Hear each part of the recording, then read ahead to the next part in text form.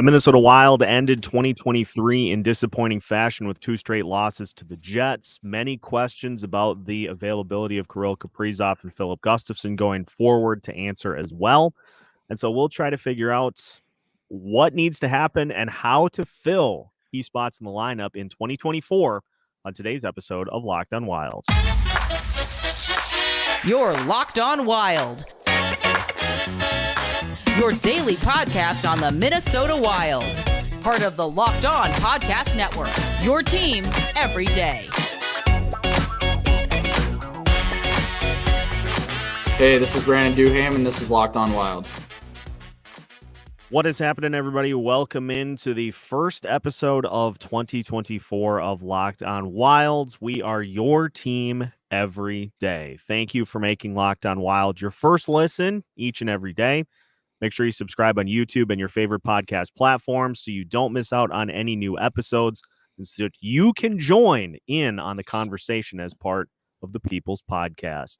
On today's episode of Locked on Wild, Alex Micheletti joins us to ring in 2024 by taking a look at 2 frustrating losses to the Jets and how the Minnesota Wild can fill Filip Gustafsson and Kirill Kaprizov spots in the lineup. My name is Seth Topal, credentialed member of the Wild Media Corps, and we're joined, as always, by Alex Micheletti. Unfortunately, the first Monday of 2024 is not a Victory Micheletti Monday, but Alex, Happy New Year. We're glad to have you here to kick off the new year. Wish it would be under better circumstances, but unfortunately for the Wild, they suffered 2 pretty big losses to the Winnipeg Jets to close things out. Yes, Happy New Year to you, Seth, and everybody else that watches and listens and supports us. We truly appreciate it. So, yeah, tough one. You know, it looked like they had all the momentum, and then just kind of stopped skating there late, and then made a push to try to get it tied back up, but just couldn't finish. Brock Faber was so close. That would have been awesome to see him pull that off at the end there. But this team is it's a grind. They every game it seems like they lose somebody. It's you don't know who's gonna get injured next, and so it's gonna be tough go here to start 2024. But hopefully they can get some guys back here very soon. Yeah, they're going to need them, and so we'll talk about that here coming up. But I did want to give some time to Marc-Andre Fleury, his 1,000th career NHL game. I thought he played really well against the Jets. Team didn't really do him any favors in front of him. No, but it's something that I continuously have to remind myself is that we are getting an opportunity to watch Marc-Andre Fleury do his thing at the end of his career, whether it be this year or whether it be next year. It's something that I'm always going to appreciate because he's always gracious with media members. He truly loves being here. The fan reaction to him getting announced when he had the video tribute for 1,000 career games was amazing. It's going to be something I remember for a long time, that we are getting the opportunity to see a goalie who's been doing this at a high level for a long time. And he happens to be doing it now in a Wild uniform. And I think it's just a ton of fun. Maybe not as many wins as we had hoped there would be, but the fact that he's doing it here now with the Minnesota Wild is just great, I think.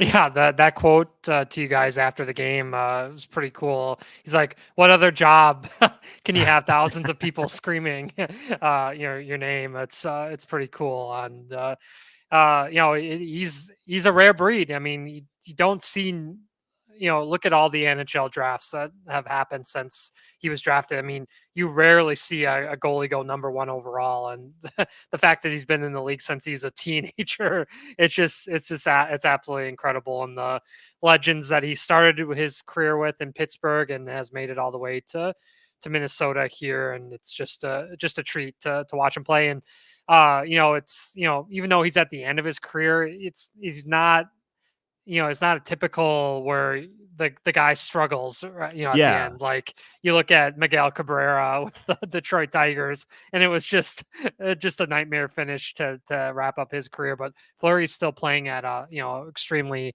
high level, and it's just so much fun. And you can tell how much the guys love playing in front of him, and they were so disappointed to get that loss.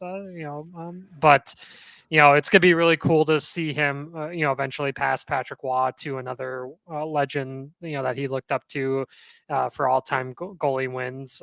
That's gonna be a special moment. Hopefully it occurs at the X. Either way, it'll be really cool for him. It would be sweet if he could literally do it this week, Right. like Tuesday and Thursday. Just get it done. Yeah. And it's not a situation. It's not a Mikko Koivu in Columbus situation for Fleury here, where you're just like, yeah, this ain't working. He had some great saves again against the Jets. Just the weird like flop shot goal by Toninato really just kind of deflated things here, but. He had some great saves throughout the course of the game, and it felt like the team kind of let him down a little bit to potentially get that win. But you got opportunities coming Tuesday, Thursday. We'll talk about how big those games are. But the final point I kind of want to finish this one with is just there were way too many guys who just were kind of part of what happened in this one. And I know this was going to be a physical game coming off of what happened in Winnipeg on Saturday, but it just seemed like there were too many guys that were just kind of hanging out. Like you had a really, really like good performance, I thought, by the Gaudreau line. Just I thought it was one of their best games of the season, and they get the goal from Foligno. They nearly are able to. Ryan Hartman had what we thought was a goal. But then Gaudreau scores. Gaudreau was flying around all game. Maroon was just battling his tail off behind the net, keeping pucks alive. And Foligno had one of those. He has one of those games that we see every now and again from him where he's hitting, he's impacting plays offensively, and he just was a menace out there. And you waste that type of a performance because you just couldn't get anybody else to match. Right. It was the energy guys that were the most engaged, and that's tough. If you want to win hockey games, but I mean, I don't know what you do. I mean, you just you don't want to make excuses, but I mean, no Kirill, Zuccarello, that is just absolutely killer. Yeah. But they battled, and this decor, it just, you never know what you're going to get when they step on the ice. It doesn't matter the pairings, but it's just like, you kind of just, you feel so bad for the goalies too, because there's, Goligoski was a turnover machine, like you pointed out today or yesterday. Just unbelievable. Yeah. And I thought, we talked about this before the weekend even started. I think they should have not weaned Faber off of his minutes so quickly, because he was going again today or yesterday. God bless him. But I think it's going to take Spurgeon a couple of games to get back to where we normally see him. He just hasn't looked the same over these last couple of games. And so the fact that you slap him with 26, 27 minutes a night right off of being out of the lineup for 13 games. All right. I don't agree with that. And Faber's young. He's going to be able to handle it now. So the fact that he's gone back down to like 22 minutes a night, like I can't abide by that at this point with what we've seen from Spurgeon the last two games. No, and these points are so critical. It's crazy. You scoreboard watch, and it's only December, but going into January here, but it's a crazy season. I mean, the teams in front of the Wild, they don't lose. It's like when you're expecting Arizona to fall off, and they just keep winning. Nashville, it's just these teams that are like right there with the Wild, probably lesser talent than the Wild when everybody's healthy.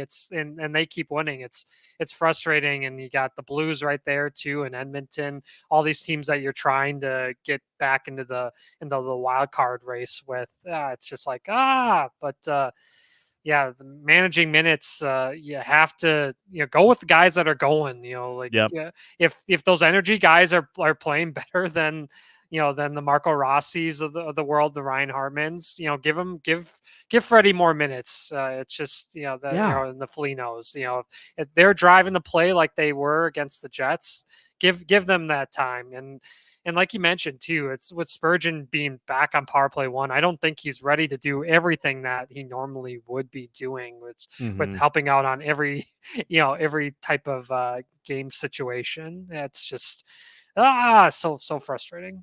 Yeah, I would have. Goudreau played 13 minutes 43 seconds in game 2 against the Jets, and honestly, this would be one of those times that I would have advocated for him playing 16, 17 minutes, because I think with what he brought in this game, I think that would have made enough of a difference to where you can justify it. And the Foligno at 15, you can throw him a couple more, but it's one of those things where I keep saying it, so I hope I'm not sounding like a broken record. You committed all of this effort and this work to getting back into the conversation, and you go up against a team that's above you in the standings. And we'll talk more about this to finish the show today. Mm-hmm. You play against a team above you in the standings, and you just go and you lose again. It's just that is why it's frustrating to end the year that way, and it's frustrating going into 2024 with kind of a here we go again. Against a gettable goalie too. This was not Connor Yes. Hellebuck. I mean, Laurent Brossoit, he's not the greatest. It's they were so close multiple times from putting the Jets away, and just if Faber would have gotten that would have been nuts. And that would have been the goal of the year. Oh hands man, down. just to deke through everybody. You saw the look on his face too. He had an expletive going too. It was just like and Freddie was so close another time too. The shot off the end of the goal stick by Brossoit too. It's just that is a game where the 2 points was desperately needed, just because it seems like all the teams are chasing too are playing lesser opponents and picking up those easy wins. You see Edmonton plays, Anaheim, and it's just like come on. It is very frustrating. And so we'll talk a little bit about that. We're also going to talk about how to fill properly Kirill Kaprizov's shoes and Filip Gustafsson's as well. We got a lot to get to as we continue today's episode of Locked On Wild. Happy New Year, everybody. We're ringing in 2024 the only way that I know how, with another new episode of Locked On Wild. So we thank everybody for tuning in, and let's make this a big one. Let's make this a big year for Locked On Wild listenership. We've got plenty more coming up after this here on Locked On Wild. Today's episode of Locked On Wild is brought to you by FanDuel Sportsbook. The NFL regular season is wrapping up, but there's still time to get in on the action with FanDuel, America's #1 sportsbook. Right now, new customers get $150 in bonus bets guaranteed when you place a $5 bet. That's $150 in bonus bets, win or lose. The app is incredibly easy to use, and there are so many different ways to bet, such as live same-game parlays. Find bets in the new Explore tab. You can make a parlay in the Parlay Hub, which is the best way to find the best parlays out there, and so much more. If you, before the weekend started, put a $5 bet down on Lamar Jackson to win the MVP, you're feeling fantastic because he destroyed the Miami Dolphins, and looks like he's going to be, in my guesstimation, he would be the runaway winner for MVP this year, but what do I know? I cover hockey.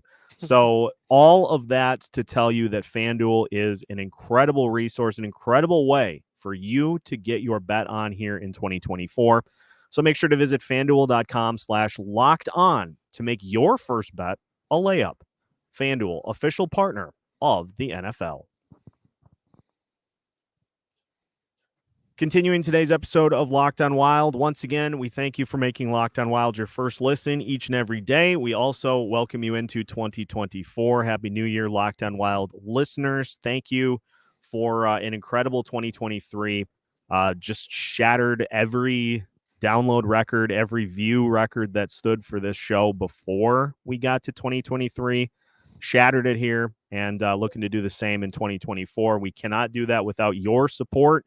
So we thank you for continuing to make Locked On Wild your first choice for Minnesota Wild content. Alex, let's talk about Kirill Kaprizov and Filip Gustafsson. John Hines, after the game, talking to reporters, said that he didn't have an update on their status, but that he hopefully would on Tuesday. I saw a bunch of different things from a bunch of different places as to what we're dealing with for a timetable, kind of speculation.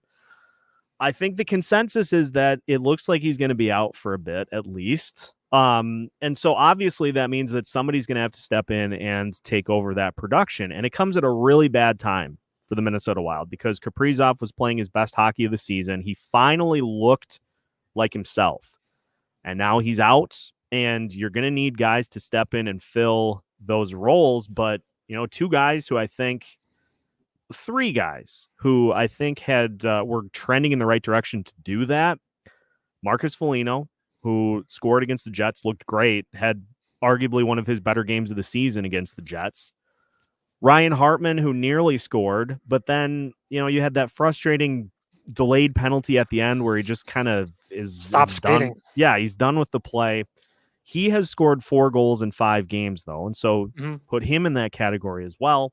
And then Marcus Johansson, who had looked good before the Sunday game against the Jets, and then he just kind of no-shows too. And the Wild are going to need those guys to step up to fill Kaprizov's production, but the two big ones are Joel Eriksson Ek and Matt Boldy. Those guys are going to have to reestablish order with this team with Kaprizov out, and unless they do so, we're going to see more of the same that we've seen over these last couple games. Yeah, it's Boldy's time again. It's like deja vu. Kaprizov gets hurt, and Boldy is right there for it's just like every day is exactly the same, or with the Wild, but a time loop. Yeah, time loop. And so we'll see if Boldy can do it. The pressure is on again, and it seems like with Hines, they found something with Boldy, but now it's put up or shut up again for him. And those two, it's Ek is so important for this team. It's amazing that with all the injuries around that, he's the one that has avoided all that. I mean, without him, just think with oh my gosh. At the center position, oh man, he's gotta step up his goal production here along with Boldy and Johansson too. He no-showed for months and months, and then decided to finally play in December, and we'll see if he can do it in January. He's more of the setter up guy, but if he can click with Boldy, that would just be huge. And I'm worried about Matt Zuccarello too, just because we haven't heard a single thing, and that's really really scary, especially from an older guy compared to Gus and Kaprizov. Hopefully they can get back quicker than Zuccarello. So we'll see when when we saw everything circulating online there about possible like rib or like kidney area shots. It's just like, oh boy, you see like month timelines, and it's like, oh no. Yeah. And when the coach has nothing for an update, that's not good, because if they were okay, he would have definitely said something. Yeah, and they got checked out before the game. Right. And so if you had they'll be fine, just day to day. If you had that type of an update, we would have heard it. Right. And we haven't, but no intent to injure. Yeah, Brendan Dillon knew exactly what he was talking about, and all these Winnipeg Jet fans that said that they get hit that hard in beer league. That was baffling. I was like, what? You have a bunch of Brendan Dillons in beer league with him? Yeah, not a chance. It's like, and it's ironic that we got to this point, because I literally was watching a TikTok yesterday morning of Jackass when Jared Allen is tackling the crew when they're dropping back to pass, or when they're trying to catch a pass over the middle. anybody takes a like NHL caliber cross check, and that is a beer league player, you're not getting back up. I No, promise you are not a not getting chance. back up from that. Not a chance. And everybody was saying that Kaprizov's was the worst out of the three cross checks. It's like, are you kidding me? I mean, Kaprizov, that second one was a direct shot to the Yeah. rib kidney area, and that, I mean, if it's a rib fracture, that's a month. You know what it looked like to me, and forgive me for recklessly speculating here. Yeah. It looks like Dylan the first time was trying to kind of feel out for that spot under the padding, Mhm. and the second time he was like, knew it. "Okay, That was where the damage was. I found my spot." That's what that looked like, and you know, I'm probably going to have to end up kicking Jets fans out of the comments in this one too. But He so pulled the be it. Logan Stanley. He knew exactly Yeah. what he was trying to do. Yeah, it's not like he did that accidentally. I mean, I think he was embarrassed because he got reversed hit by Kaprizov, Yep. and so then he just went unhinged. And you know, the other thing too, I've seen this a couple of times from Wild fans being frustrated that the Wild didn't retaliate against Dylan for that. Jake Middleton literally fought him later in the game. Right. Like, so what else were they supposed to do? And you're not trying to, cheap shot right back. That does not do any good at all. I mean, like they took care of it. They took care of it in the game, and they just tried to be more physical in this one. Right. The fight early on by Maroon to kind of say, okay, that got him engaged too. We're gonna get this out of the way right away, and we're gonna get to playing. So I was a little confused about that as well. But all in all, it's a big set of shoes to fill for the Minnesota Wild. And again, it comes at a bad time because the Wild are also trying to get themselves back into the conversation. And so we'll talk a little bit about the outlook for 2024 and gaining ground in the Central Division as we continue today's episode of Locked On Wild after this.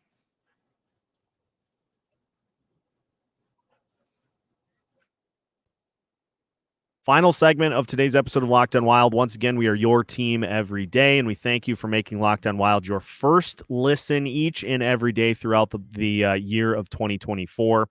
Happy New Year, everybody, and hopefully 2024 will be a big and prosperous year for all of us. We thank you for supporting Locked On Wild throughout the first part of the season, and now we are in the push to hopefully a playoff spot for this team.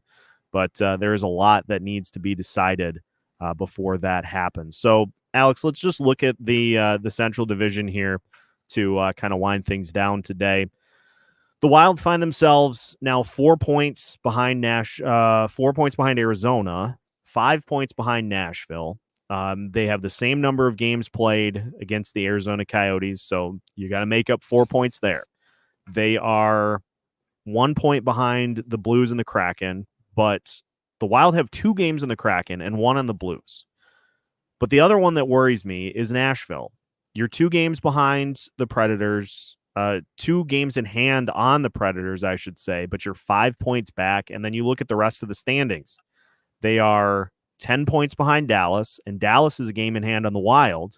They are 11 points behind the Avalanche. The Wild have a game in hand there.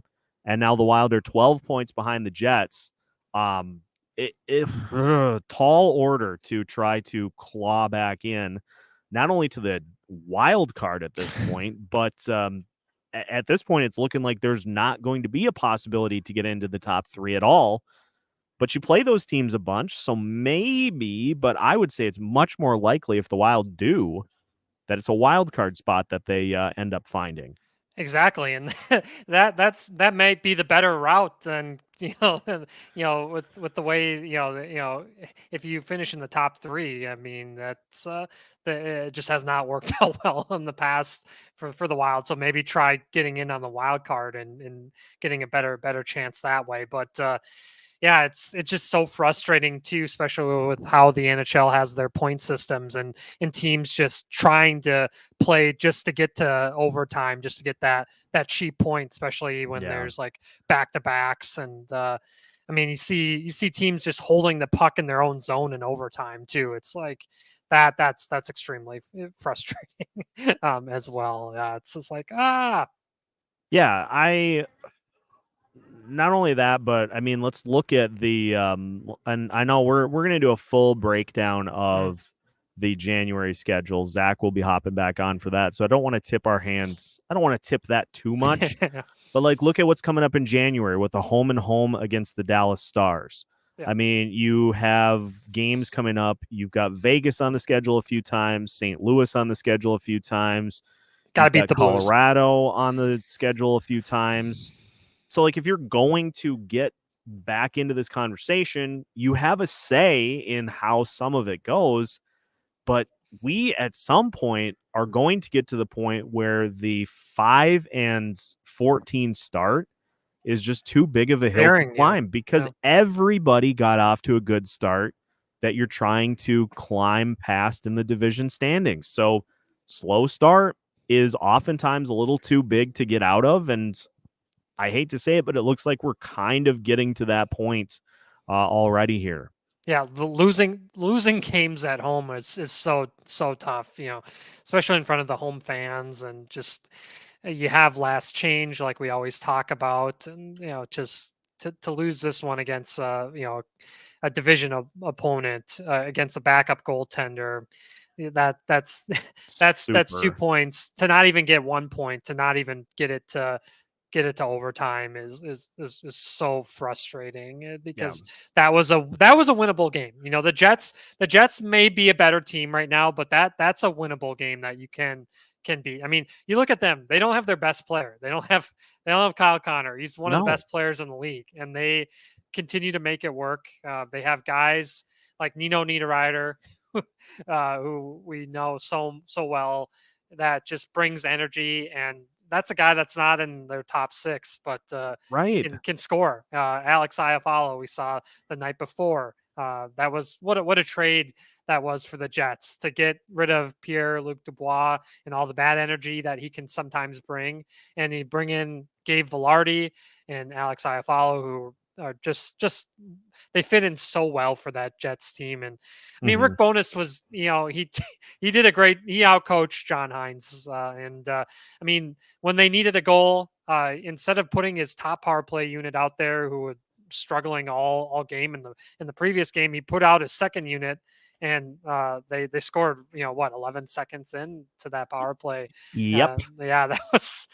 That was something. And then you look at their decor, it's so underrated. I mean, your guy from your neck of the woods, Nate Schmidt, he barely plays for them now, but you mean Neil Pionk was phenomenal today, and Josh Morrissey too. What more can you say about that guy? It's just, he does it all for them. He's amazing. Yeah. He's an undersized guy too, but they have Brendan Dillon, he's physical, and DeMello's physical, and so they make it work for their decor too.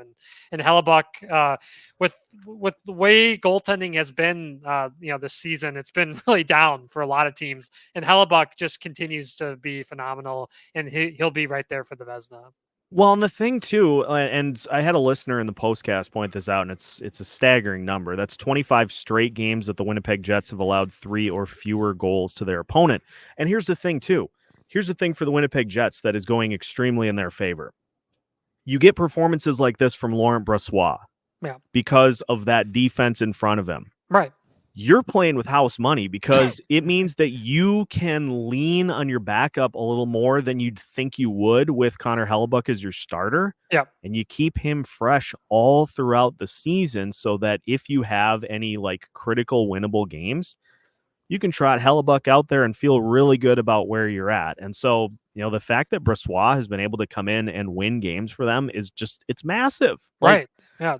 The Wild are fortunate to have a combo where they feel like they can win with either guy, but like Brossoit is a clear backup, and he's still being able to pick up wins for Winnipeg.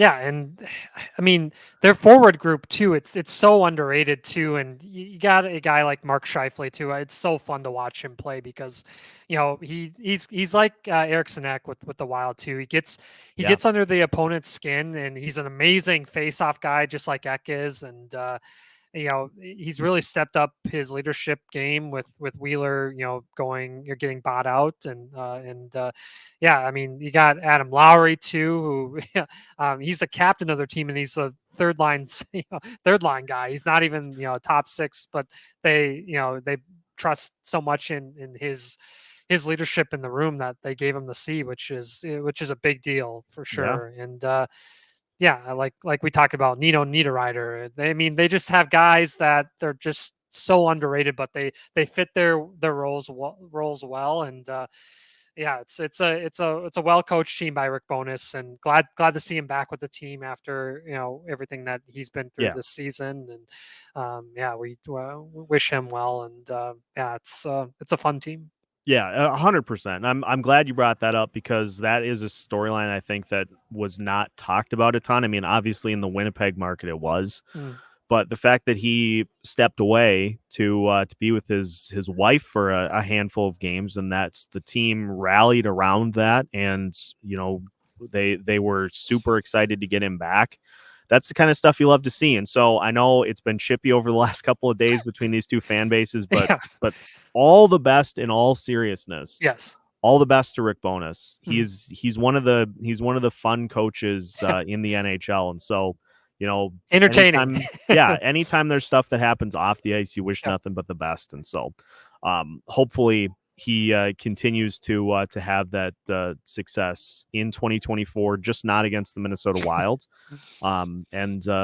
Yeah, that's about all we got, I think, here for this episode. But my New Year's resolution is going to be to complain about John Merrill less.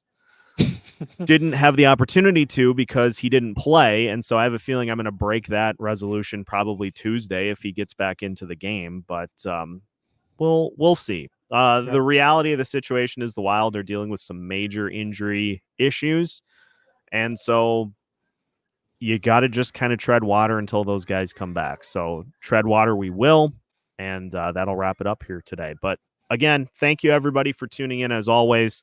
Locked On Wild's got you covered all of 2024 as well. So make sure you subscribe. Make sure to hit that like button if you enjoyed today's episode as well. And we'll keep you rolling into the new year here at Locked On Wild. Also, make sure to vote in the Sports Podcast Awards for Locked On Wild for Best Hockey Podcast of 2024. Link is in the description for how to do that. And beyond that, enjoy the day. Enjoy New Year's Day, and hopefully you celebrated accordingly last night. And we'll be ready to roll with you with the new episode coming up here tomorrow. So for Alex, Seth signing off, saying thanks for tuning in, and we'll be back with you with a new episode tomorrow here on Locked On Wild.